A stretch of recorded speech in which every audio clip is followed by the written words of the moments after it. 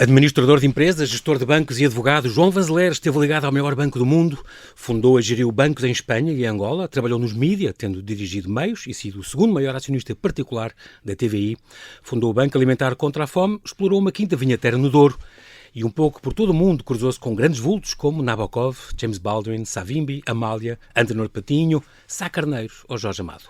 Uma vida cheia e aventurosa onde chegou a ter quase tudo e algumas vezes teve de recomeçar do zero.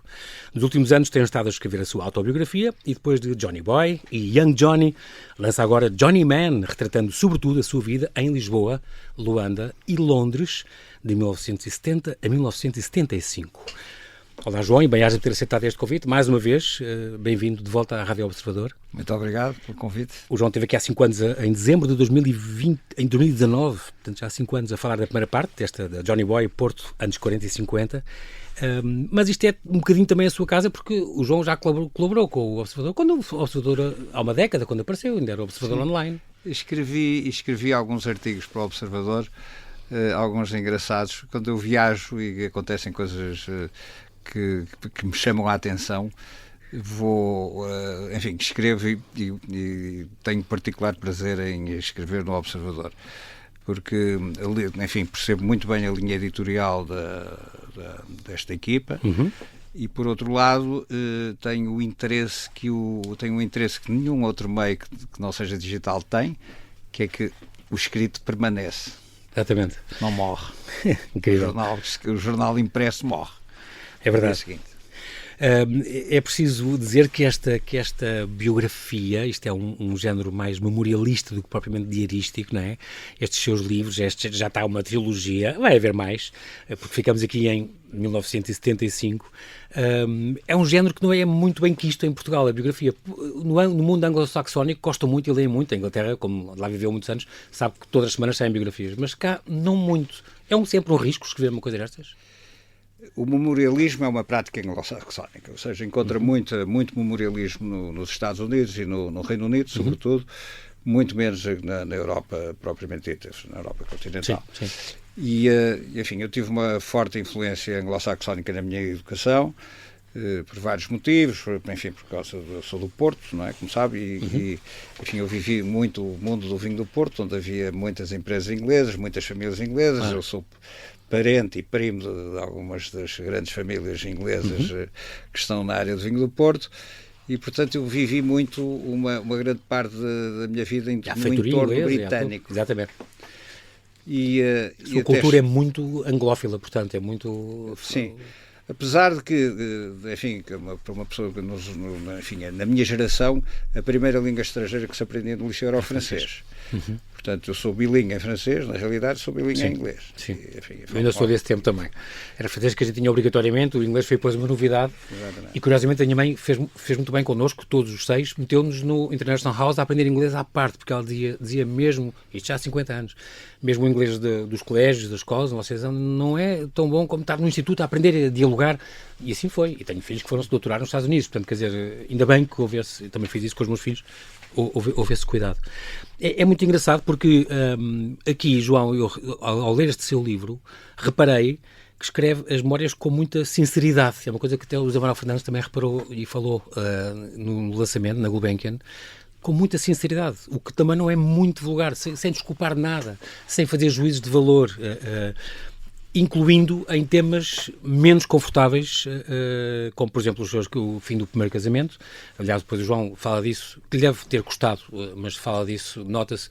Eu até reparei neste pormenor curioso do casamento, que foi assim com o filho dos Duques de Palmela, que depois, uma capela, que depois herdeu daí a uns anos, com padre, depois deixou de ser padre daí a uns anos, e o casamento também não durou muito mais, e portanto foi tudo um renovar de um ciclo depois que teve, que depois, graças a Deus, correu bem.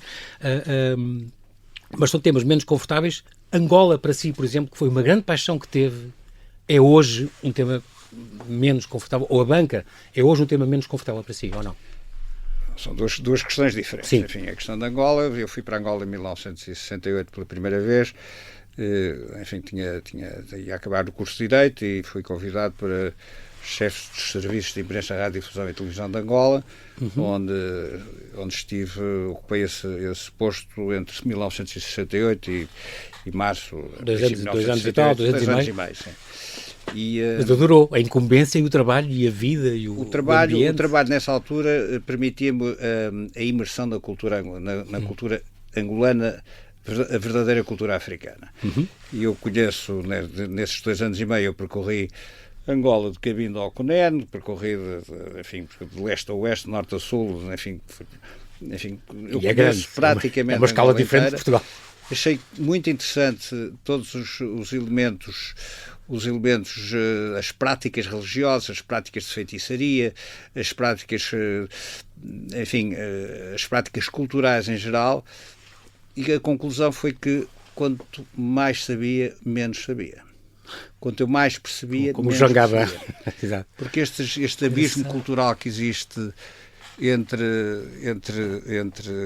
o mundo ocidental, diversos mundos, entre os mundos diversos, enfim, nós temos um abismo cultural entre Portugal, entre a Europa e os países asiáticos, por exemplo. Eu acabo de chegar de Taiwan, por exemplo, e fui encontrar um mundo que é muito... Sim. Eles não nos entendem a nós, eles não nos entendem a nós, a gente não nos entende ele.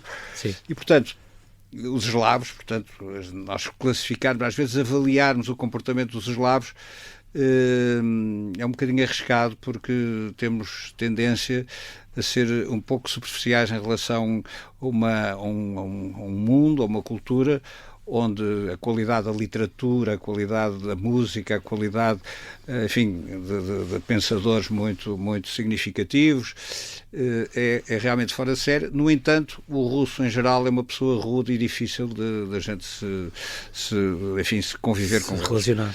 A África, os africanos é a mesma coisa. Há um abismo cultural muito importante e é preciso absorver aquele modelo de sociedade, e quando se absorve aquele modelo de sociedade, fica-se subjugado por uma espécie de paixão, tal como se fosse uma mulher, sedutora. Que é gente sedutora. Okay. E foi como aconteceu, de facto. Eu fiquei enfeitiçado por Angola, que é a palavra que eu posso usar. Certo. O espaço, as pessoas, a natureza das pessoas. A terra vermelha e os céus. Sim, os céus, por sol, enfim, a xana infinita, a fauna, as pessoas, porque fala-se, é muito esta coisa do branco, do preto, do azul, do amarelo, etc. Eu nunca tive qualquer, enfim, percepção de racismo em Angola, nunca tive.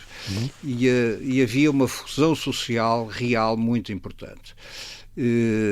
Enfim, o racismo começou-se a sentir em Angola, sobretudo a partir de 74, por aí, e foi o racismo um bocadinho ao contrário, ou seja, não era propriamente o racismo. É claro que havia questões de racismo branco, os brancos para os pretos, em determinadas zonas de Angola bastante limitadas. Havia bolsas, enfim, era gente que, sobretudo no cenário do café, que exploravam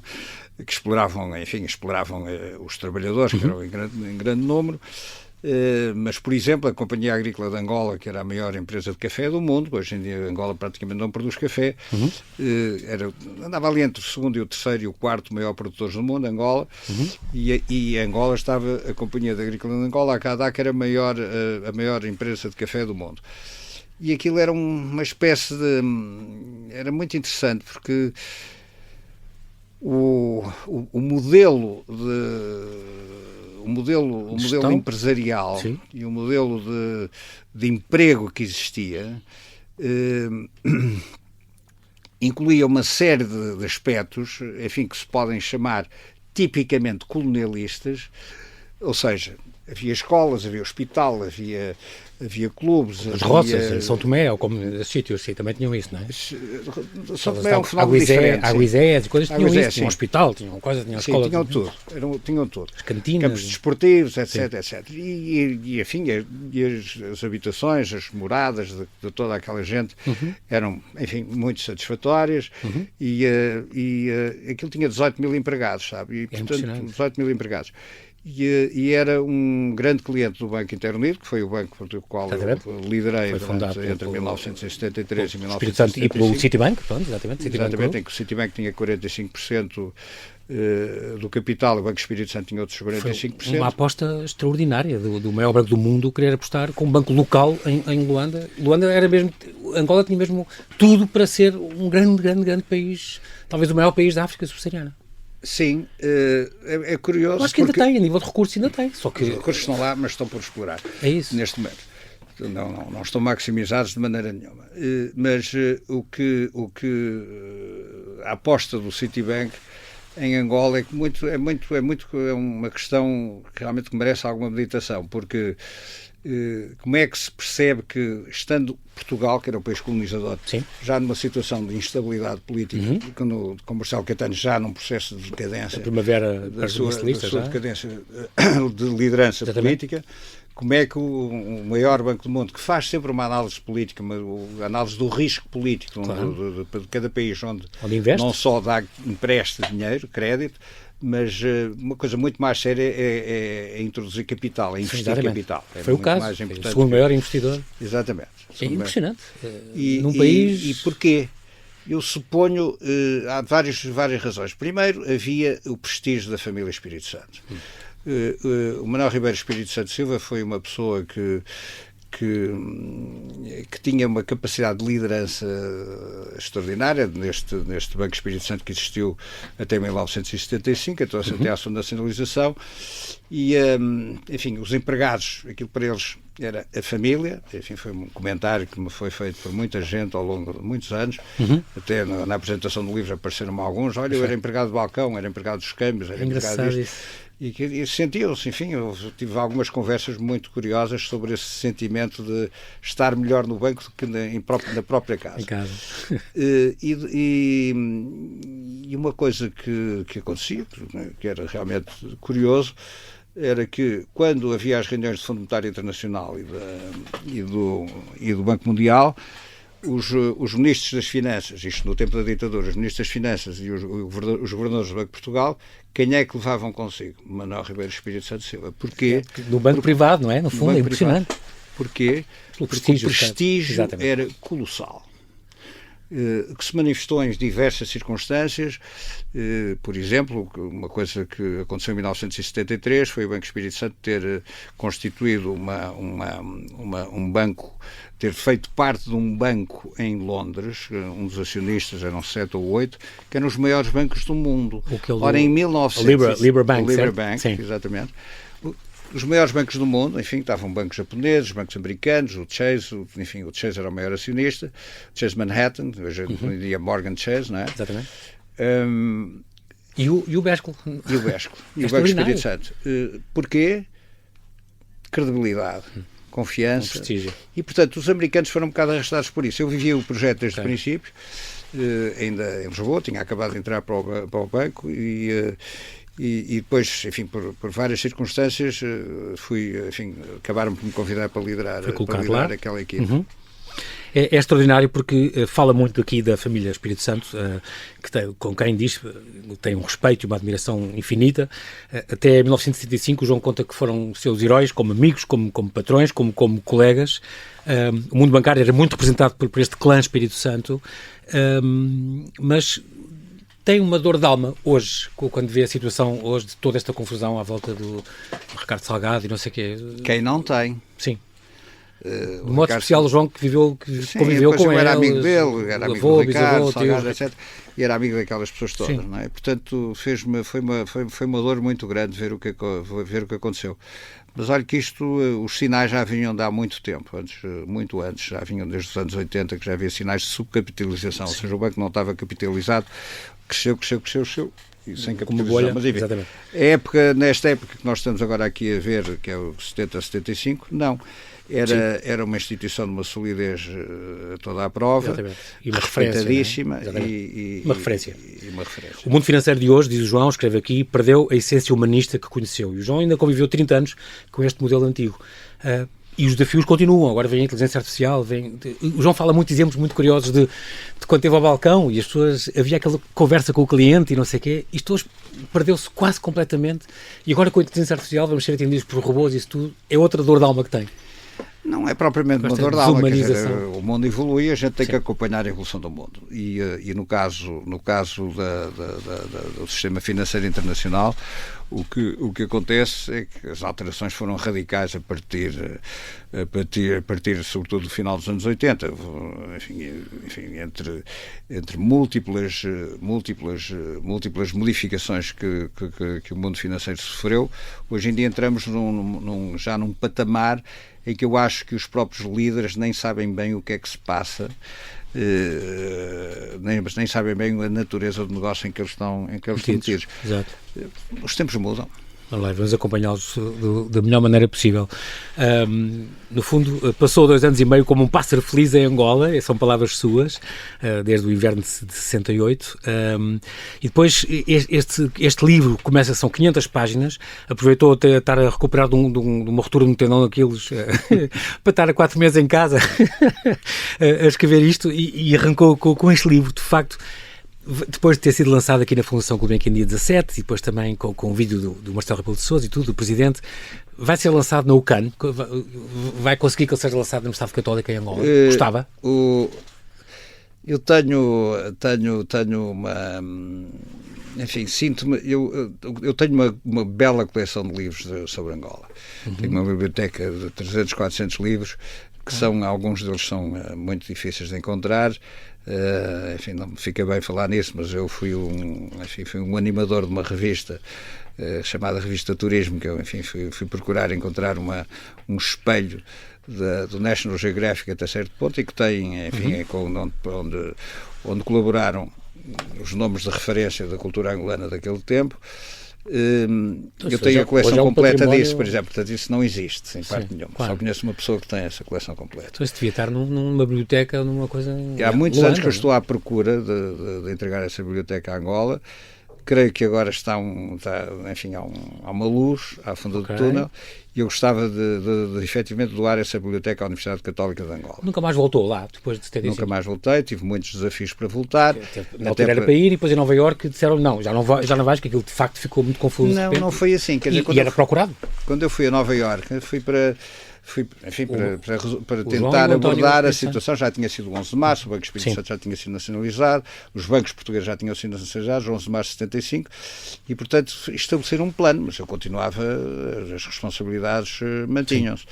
E, portanto, eu comprei o bilhete de volta, só que já não pude voltar. Quando eu quis voltar, acharam melhor que eu não voltasse, porque senão... Quer o João, quer o António e o Espírito Santo tinham foragidos, já eram foragidos, procurados por ter... Não, foragidos não éramos. Eu não fui foragido, até porque fui... O António Espírito Santo, sim, esse teve que enfim, teve uma saída muito aventurosa através do Sudoeste Africano e para a África do Sul. Eu fui para Nova Iorque, uma viagem absolutamente normal para reuniões, não só com bancos em Nova Iorque, com o Citibank em Nova Iorque, que eram os meus acionistas, mas com outros bancos, enfim, nomeadamente em Chicago e em Los Angeles e em São Francisco.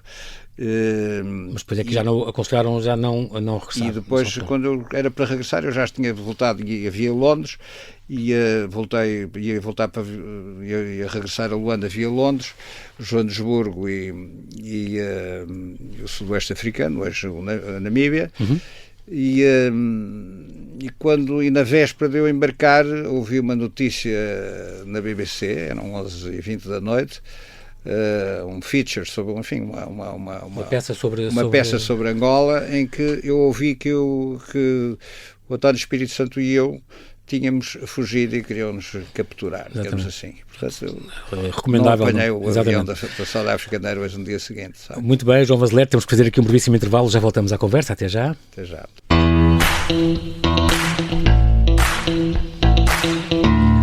E estamos a conversar com João Vanzeler, gestor, banqueiro e advogado, que nos traz o terceiro volume da sua autobiografia, cobrindo o período entre 1970 e 1975, que passou sobretudo em Lisboa, no Porto, em Luanda e em Londres. Estamos ainda a falar de estamos a pegar assim em momentos deste seu Journeyman, Lisboa, Porto, Luanda e Londres, 70, 75. Tem 3 partes. A primeira parte arranca na Primavera Marcelista, fala muito deste mundo da banca, como Helena Matos dizia, é um mundo de silêncios, que aqui é um bocadinho contrariado, porque conta muito este mundo dos empresários do Norte, este país jovem que na altura era. Escreve muito sobre os bastidores dos bancos em diferentes geografias, que é muito curioso, a família Espírito Santo, o mundo financeiro. Na parte segunda está então em Angola, tem este grande anseio tem Angola sempre, o João mostra a Angola na mente e no coração. Angola era Portugal, na altura, claro, vive lá neste período. Como vi depois num lançamento, amou 2 vezes esta cidade de Angola, a primeira nos anos 60 e a segunda agora, então, neste período, 73, 75. Há um tema que perpassa todo este livro, que é o João, não sou político, e o José Manuel Fernandes também lembrou isso no lançamento, não sou político, não tem estas paixões políticas, estes juízes que faz. Os livros que há sobre Angola, e que o João tem muitos, já percebi, são escritos por militares, por políticos, retornados, ficcionistas, analistas, mas aqui o João retrata a história isento daquela paixão política. Isso é muito importante porque é um registro que fica, até para as gerações futuras. O registro, se calhar, vale a pena para as gerações futuras, precisamente porque a política não é a minha praia. Eu enfim, estou bem informado, mas normalmente não entro no debate político, nem na discussão política, nem exprimo opiniões políticas. Mas, obviamente, que a política veio ter comigo. Cruza, claro. A política veio ter comigo. Porquê? Porque, devido ao poder dos acionistas, enfim, a importância dos acionistas do Banco Interunido em Angola, entre 1973 e 75 foi esse período. Repare, o crescimento económico, Angola devia estar entre o segundo e o terceiro, ou o primeiro mesmo, enfim, os números variam em ritmo de crescimento económico, de 10, 12, 15% ao ano. Enfim, era uma coisa, hoje em dia, enfim, impossível de replicar. E, portanto, havia uma cegueira total em relação às contingências que teoricamente poderiam ser visíveis, mas que nem os americanos, nem os acionistas americanos, nem os acionistas portugueses, nem eu era um independentista, eu queria adquirir a nacionalidade angolana, se aquilo corresse bem e tal, enfim, a paixão era tal e a vontade de lá estar, e gostava tanto daquele país, como gosto, enfim, claro. Tenho uma visão diferente, que nunca mais lá voltei desde 75, mas viver aqueles personagens que ocuparam o poder a partir de julho de 1975 até o dia que eu deixei Luanda para ir a Nova Iorque, que depois não pude regressar, que foi em 30 de maio de julho de 74 a maio de 75, foi realmente uma coisa extraordinária, porque o que é que aconteceu? Aconteceu que houve 1 milhão de deslocados. Ou seja, quem é que eram os deslocados? Eram os cabo-verdianos, primeiro, porque os cabo-verdianos não foram muito bem tratados pelas forças políticas prevalecentes naquela altura, e, portanto, tiveram que regressar à sua terra. Houve 500 mil que veio para Portugal, mais ou menos 500 mil de pessoas que veio para Portugal, 250 mil foram para o Brasil, 250 mil para a África do Sul. Fora, nunca se conta com os subúrbios, porque nos subúrbios vivia um número indeterminado de pessoas. Seriam 200, 300 mil, 400 mil, não se sabe. É brutal. O que é que eles fizeram? Ou foram para o centro das cidades, ou foram para as suas terras no interior. E, portanto, num espaço de menos de um ano, houve deslocados no número de cerca de 1 milhão de pessoas. Depois, como a economia estava muito vibrante, o que é que se deixou para trás? Deixou-se para trás um património económico colossal. Houve um estudo num capitão de fragata, chamado Sarmento, que fez em 2019 foi buscar umas estatísticas de uma Secretaria de Estado dos retornados, que foi uma Secretaria de Estado que durou muito pouco tempo, em 1976, creio eu, 75, 76, mas que tinha estatísticas, tinha uma série de quadros avaliando as empresas, enfim, o universo empresarial de Angola. Esse senhor fez um estudo em que concluiu que aos valores de 2019, o valor das empresas existentes em Angola em 75 era cerca de 240 mil milhões de euros. 240 mil milhões de euros. Supostamente o investimento que havia na altura e o que poderia ter. A economia era pujante, não é? Claro. Agora, a fé até ao fim foi total. A fé do Citibank, Sim. João, anda para a frente, não pares. Tivemos uma Assembleia Geral precisamente na sede da CADA, na Gabela, nos primeiros dias de março de 75, em que todos os pontos da agenda foram aprovados, incluindo a abertura de uma agência na cidade do UAM, que naquele tempo se chamava Nova Lisboa, que foi o presidente do banco, era o António Espírito Santo, e eu fomos abrir aquilo, foi uma festa. Foi cerca de 6 ou 7 dias antes do 11 de março. É impressionante. Porquê? Pensa-se, porquê? Mas já havia sinais de agitação, mesmo da sociedade angolana. Tiroteio à porta, as cenas à porta. Os três movimentos. Aqui tem fotografias. Os três movimentos FNLA, MPLA. Os movimentos políticos, MPLA, FNLA e UNITA. Andavam, enfim, e depois libertaram, o Rosa Coutinho resolveu libertar os presos e portanto, enfim, gerou-se a confusão delinquentes na rua, etc. E, portanto, gerou-se ali um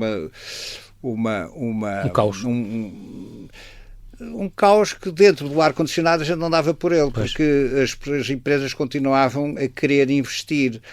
Há coisas espantosas, por exemplo, a história da Selangol foi o caminho de ferro de Benguela tinha a maior plantação de eucaliptos do mundo. E então decidiram importar uma fábrica de pasta de papel. E então chegaram os barcos, assim, portanto, chave em mão, a operação foi feita no meu banco, enfim, a importação, todo o processo, a fábrica foi construída, foi embarcada em Itália e veio para Angola. E chegaram 2 navios. E quando chegaram os navios, já andava tudo numa grande agitação em Luanda, muitos tiros e muita coisa nas ruas e tal.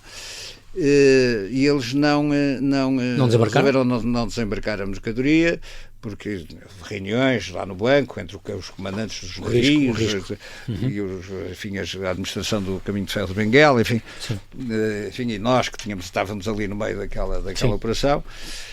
E eles decidiram não desembarcar a mercadoria. Então a mercadoria andou, a fábrica de pasta de papel... Em 2 navios, ao largo? Em 2 navios ficaram nunca acostaram e decidiram decidiram ir embora.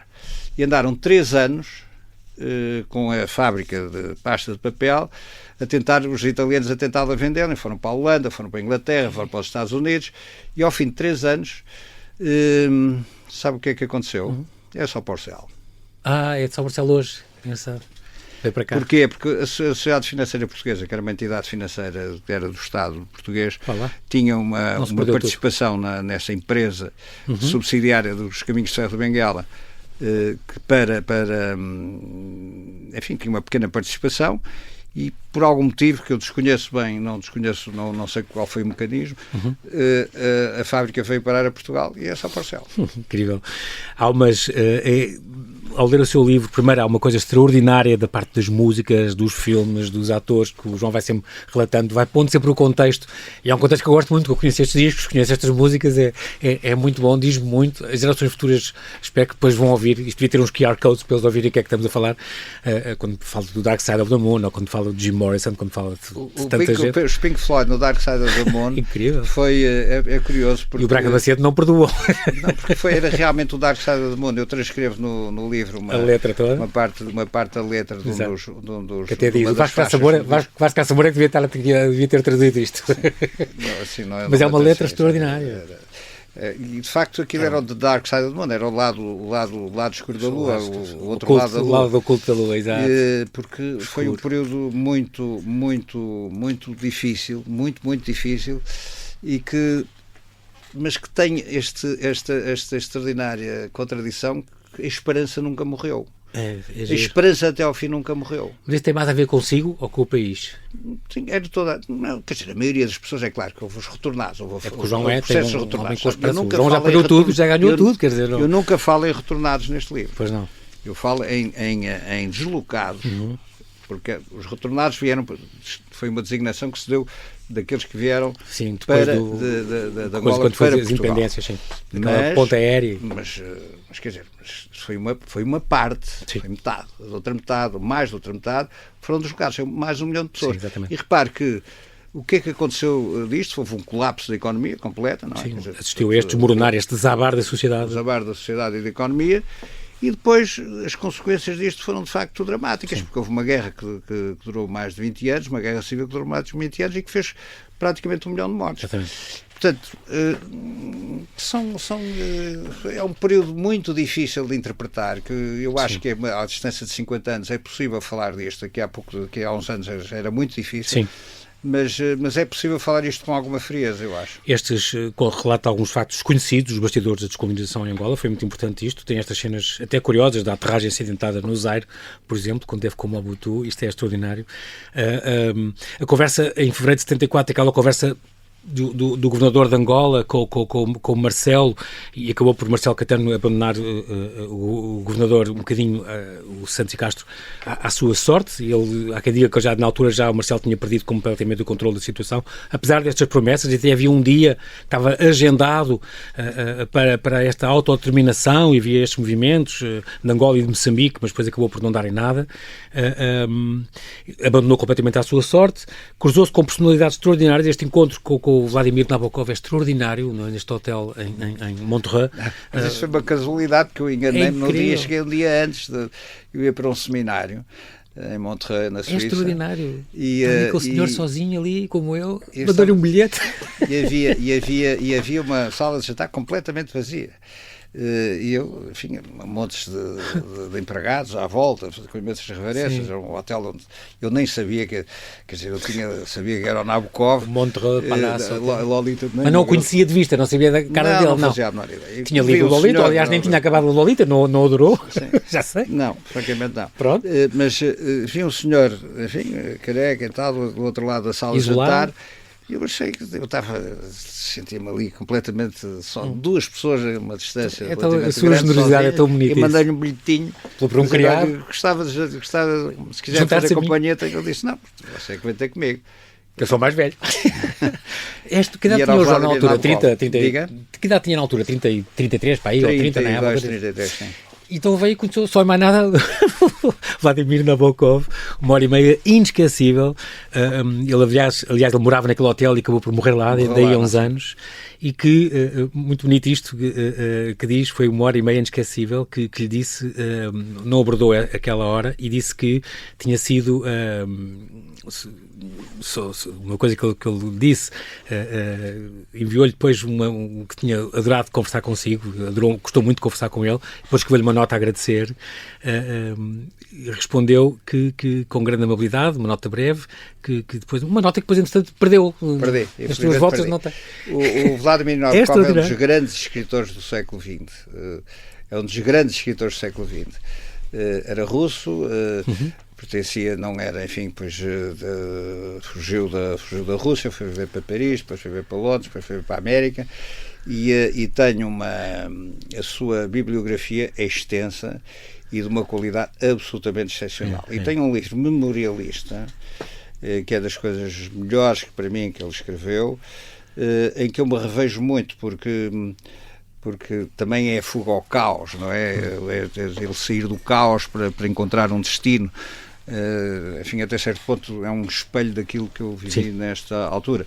E, portanto, foi um encontro com os maiores escritores do século XX. Foi, de facto, o João escreve que esta conversa fez-me sentir inteligente e brilhante. O que já me acontece quando converso com alguém excepcionalmente inteligente e culto. É muito bom. Este livro está cheio destes encontros. A Amália Rodrigues, a Mary Martin, com quem viajou também, afinal era mãe do J.R., do Dallas, não fazia ideia. É incrível. O filho do Amada Negreiros também era seu amigo. Estes encontros com o Jonas Savimbi, com o Olando Roberto, que foi presidente de Angola. Esta coisa com o António Espírito Santo nas orivesarias em Oxford Street à procura ele já tinha as contas congeladas, vendeu uma cigarreira em ouro maciço para ter dinheiro para pagar o Cumberland. É extraordinário, são as histórias após história. Aquilo foi muito engraçado, porque o Jonas Savimbi era um tipo brilhante, e depois tinha uma atração mágica. Era muito escuro e, portanto, confundia-se às vezes quando estava escuro, que não se viam-se os olhos. Ou quando sorria. Mas ele era um personagem que tinha um apelo mágico, e foram 3 dias inesquecíveis, e que depois, de facto, enfim, eles excederam-se nos gastos, nós não Sim. tínhamos dinheiro para pagar aquilo tudo e tivemos que ir vender a cigarreira de ouro O do António Orivesaria, Espírito Santo, uma Orivesaria para poder qualquer pagar a outra. conta do hotel, porque já tinha as contas congeladas. É extraordinário. E uma atrás após a outra são histórias incríveis. É um livro extraordinário, este Johnny Man. Gostei muito também de ler este seu contacto com o Antenor Patinho, o liviano, o milionário, o rei do estanho, que o convidou para um grande trabalho, ficou muito entusiasmado e depois acabou por ficar tudo em águas de bacalhau, porque ele depois vendeu tudo. Este seu cruzamento com o Adnan Khashoggi também, da família Era o real. homem mais rico do mundo naquela altura. Sim, e mas apaixonado. não era fiável. Pois, e andou no Nabila, era fabuloso e famoso este Sabe quem iate acabou em por Porto comprar Banho. esse barco? Foi Não. o Donald Trump. Não sabia. Então, pronto, o seu dono. O Manuel Queiroz Pereira, outro grande homem com quem se cruzou também, fala de muitas coisas, muito curioso. Esta terceira parte tem então, é o Suave Milagre, como o João diz, já a terceira parte do livro já é entre junho e dezembro de 75. Esta alma errante que andou de um lado para o outro, em Londres, na Dinamarca, na Suíça, na Alemanha. Conta este episódio lindo da nota de 20 libras dentro do livro, porque passou mal, viveu numa mansarda em Londres e deitava-se mais cedo para não gastar no jantar Eu deitava às 6 da tarde, porque é incrível. Embora em Londres às 6 da tarde já é noite cerrada. Sim, mas eu para evitar gastar dinheiro no jantar metia-me na cama. Ali com aquele seu desenho com os bolsos por fora, o forro dos bolsos. E a senhoria era uma atriz, tinha sido atriz de teatro e lia a sina. Era muito engraçado, de vez em quando ia lá bater à porta, porque andava muito ralado com o meu futuro, e dizia, então agora vê se mudou alguma coisa. E de facto um dia, enfim, estava um livro na mesinha de cabeceira, eu pego no livro, tinha lá uma nota de 20 libras. E eu fiquei tentado por aquela nota de 20 libras, francamente. O João explica isto era para aí as despesas de uma semana, não era mas qualquer depois coisa. A minha consciência falou mais alto e resolvi dizer à senhoria que tinha encontrado uma nota de 20 libras dentro de um livro, que não eram minhas. E a senhoria, que eu percebi perfeitamente naquele instante em que esse diálogo ocorreu, pelo semblante dela, tinha sido ela que tinha lá posto as 20 para ajudar, muito a maneira british. A britânica aceitou as 20 libras sem qualquer comentário, porque achou que aquilo era se calhar intrometer-se na minha intimidade. E depois fez outra coisa engraçada, perdoou-lhe a última renda. Perdoou-me a última renda. Com a desculpa que já tinham pago por adiantado o seguinte. É muito bonito isso. Eu sou um homem generoso, é que reconhece um gesto de generosidade esse. Até que, não vou fazer um spoiler, há este encontro inesperado, a providência divina de facto tem-nos na mão, e quando já não tinha nada e estava a chegar às últimas de carteira, do dinheiro, de tudo o que tinha até para comer, e é este encontro na City, na Lombard Street em Londres, que depois muda outra vez a sua vida e pronto.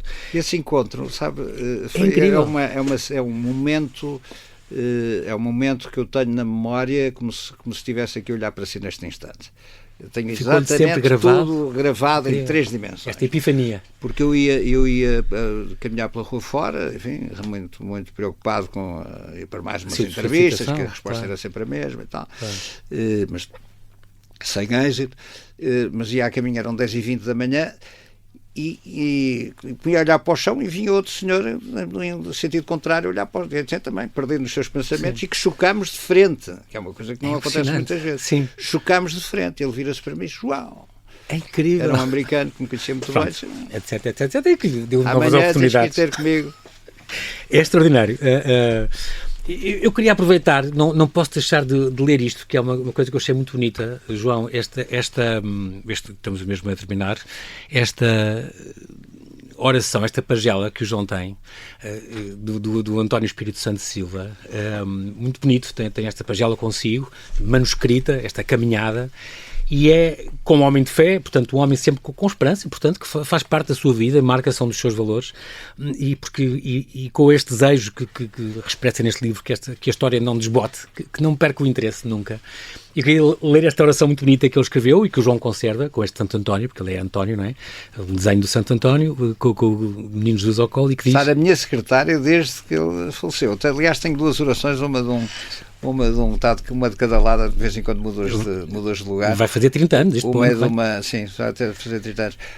Uma é de um Father Hubert Vanzeler, que era um monge beneditino, que era um parente meu, que era o abade de Downside, um grande colégio inglês, e que escreveu mais de 100 livros e que tinha um sentido de humor extraordinário e que foi um personagem muito importante na Igreja Católica Britânica, porque foi um dos delegados ao Concílio Vaticano II, era escultor, era escritor, irritava muitas freiras. Muitas freiras. Ele foi diretor de um colégio de freiras nos Estados Unidos e resolveu escrever um livro, chamava-se, que ele não assinou com o nome dele, que era Hubert Van Zeller, e escreveu como Irmão Incolorizado, em inglês Brother Choleric. Então o que é que era? Umas piadas completamente inocentes sobre freiras,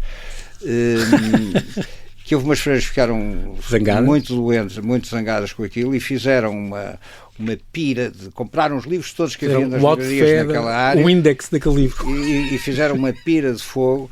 É claro que aquilo foi uma notícia nacional, não é? Promoveu as vendas ainda mais. E vendeu menos exemplares do livro. Mal sabiam elas. E quando ele faleceu, o irmão, que também era frade beneditino, eram os dois frades beneditinos, enviou-me essa oração que está do outro lado da oração. Vou ler isto então, esta oração do António Espírito Santo, que diz: a caminhada. Senhor, dai-vos a vossa mão para que possamos seguir sempre os vossos passos. Nos momentos e lugares mais difíceis, pegai-nos ao colo para que possamos ultrapassar convosco o que não conseguimos passar sozinhos. Amém. Muito bonito isto. E é de facto uma lição de vida. Quero agradecer muito, João Van Zeller, a sua presença aqui, mais uma vez. Fico à espera. Isto agora vai ter continuação, claro. Agora ficámos nos anos 75. Espero que venham aí mais 3 volumes e que o João já esteja a escrever, porque são histórias e vivências. O Sr. Presidente da República insiste. Obrigou naquele vídeo que foi passado na Fundação Gulbenkian. Quer um até 2000, diz ele. Praticamente faz-me um ultimato. Pois foi. Não sei se vou conseguir corresponder a esse ultimato. Bem-aja e obrigado por ter vindo, João. Obrigado, João. Até sempre.